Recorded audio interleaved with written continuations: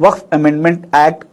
को हिंदुस्तान का कोई भी मुसलमान एक्सेप्ट करने के लिए तैयार नहीं है, मगर ये कानून बन चुका है। 2014 से आज तक मोदी गवर्नमेंट ने करीब 372 बिल पास करवा लिए लोकसभा और राज्यसभा में उनकी मेजॉरिटी होने की वजह से, मगर सिर्फ एक किसानों के बिल के सामने मोदी गवर्नमेंट ने अपने घुटने टेके और उस बिल को वापस लिया। उसकी वजह यह थी कि किसानों ने जो एहतजाज किया था, उनके उस एहतजाज में इत्तेहाद था, इत्तेफाक था, यूनिटी थी, सिस्टम था। अगर उसी तरीके पर हम भी आज एहतजाज करें तो ये कानून भी जरूर वापस होगा। मैं कहना ये चाह रहा हूं कि हिंदुस्तान में कम व बेश 30 करोड़ मुसलमान हैं, तो क्या इन 30 करोड़ में सिर्फ 1% मजबूत ईमान वाले नहीं होंगे? अगर है तो फिर ये बिल जरूर वापस होगा।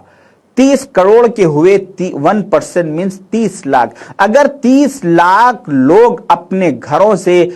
सड़कों पर पीसफुल एहतजाज के लिए निकलें और निकलते वक्त अपने साथ अपना कफन लेकर निकले और ये सोचकर निकले कि चाहे मुझे गोली खाना पड़े, चाहे मुझे जेल जाना पड़े, चाहे मैं जख्मी होके हॉस्पिटल जाऊं, मगर मैं अपना एहतजाज जरूर करता रहूंगा उस वक्त तक जब तक कि ये कानून वापस नहीं हो जाता। इस जज्बे के साथ अगर हम एहतजाज करेंगे तो ये कानून जरूर वापस होगा।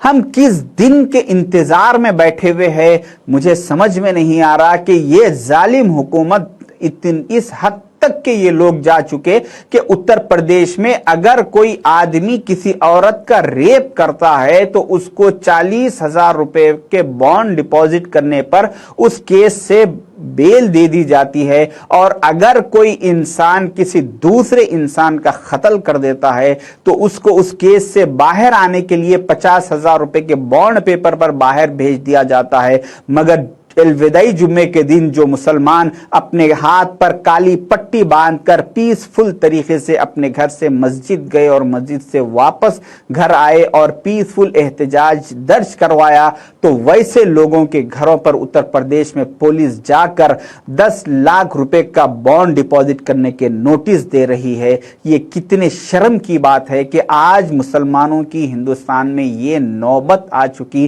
कि एक कातिल से, एक जानी से, एक रेपिस्ट से 100 गुना ज्यादा बड़ा जुर्म ये लोग उसको करार दे चुके हैं जो मुसलमान एक पीसफुल एहतजाज कर रहा है। अगर आज भी हम इस कानून के खिलाफ प्रोटेस्ट के लिए, एहतजाज के लिए रोडों पर नहीं आए तो फिर बहुत जल्द अज़ां पर पाबंदी और हलाल खाने पर पाबंदी, शरिया कानून पर पाबंदी, खतना पर पाबंदी, हिजाब पर पाबंदी, ये सारे बिल पार्लियामेंट में पास हो जाएंगे और इसके बाद इन जालिम हुक्मरानों का सबसे बड़ा टारगेट ये है कि जिस तरह से पड़ोसी मुल्क बर्मा में मुसलमानों को दूसरे नंबर का शहरी करार दिया गया और उन्हें वोट के हक से महरूम कर दिया गया, उसी प्लानिंग के तहत ये लोग ये सारे बिल लाके मुसलमानों को कमज़ोर करने की कोशिश कर रहे हैं। और अगर आज भी हम कमज़ोर बने हुए रहे तो फिर इसके बाद ये बिल आएगा कि यहां पर भी मुसलमानों को दूसरे नंबर का शहरी करार दिया जाएगा और उसके बाद मुसलमानों के वोट के हक को खत्म कर दिया जाएगा। उसके बाद अगर आप एहतजाज के लिए निकलेंगे तो उस वक्त का आपका एहतजाज कोई फायदेमंद नहीं रहेगा। मेरी मुस्लिम पर्सनल लॉ बोर्ड से, जमीयतुल उलमाए हिंद से, जमात इस्लामी से और हिंदुस्तान के बड़े जितने ऑर्गेनाइजेशन है उन सारे लोगों से गुजारिश है कि आप लोग तो अपने काम इसके ऊपर प्लानिंग में लगे हुए हैं, मुझे अंदाजा है, मुझे इत्तला है, मगर इसको जल्द से जल्द प्लानिंग को लाइए। इमीडिएट इस जेल भरो आंदोलन शुरू करने का वक्त आ चुका, क्योंकि आज हिंदुस्तान में टोटल 1412 जेलें हैं, सेंट्रल जेल, डिस्ट्रिक्ट जेल्स मिलाकर। तो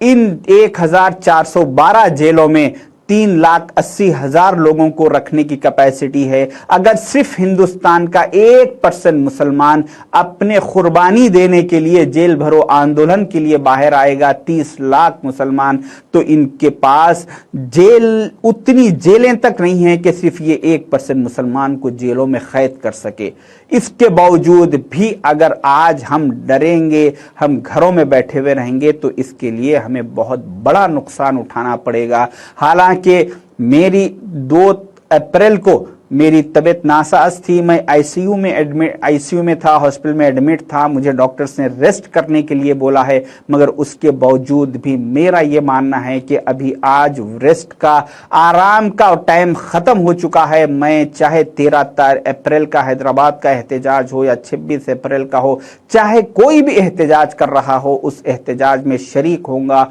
और एहतजाज में शरीक होना और साथ ही साथ अपने बच्चों के साथ हमको शरीक होना जरूरी है, क्योंकि आज जिस किसी के भी 45-50 साल के लोगों से मैं ये कहना चाहूंगा कि आपकी एक अच्छी खासी जिंदगी खत्म हो चुकी, अब बचे कुचे 10, 12, 15 साल जो है, अगर इन वक्त में हम अच्छे तरीके से एहतजाज, इस जालिमों के खिलाफ एहतजाज करके हम इस माहौल को नहीं सुधारेंगे, तो हम हमारे बच्चों के लिए, आने वाले हमारे 10-15 साल तो गुजर जाएंगे, मगर हमारे बच्चों के लिए ये मुल्क एक जहन्नुम बन जाएगा। तो इसीलिए चाहिए कि हमें हमारी आने वाली नस्लों की हिफाजत के लिए आज हमें कुर्बानी देना है, हमारे आराम की, हमारे हर चीज़ की हमें कुर्बानी दे के हमें बाहर आना है, एहतजाज करना है। कुछ लोगों का ये कहना है कि बगैर परमिशन के एहतजाज के लिए मत जाइए।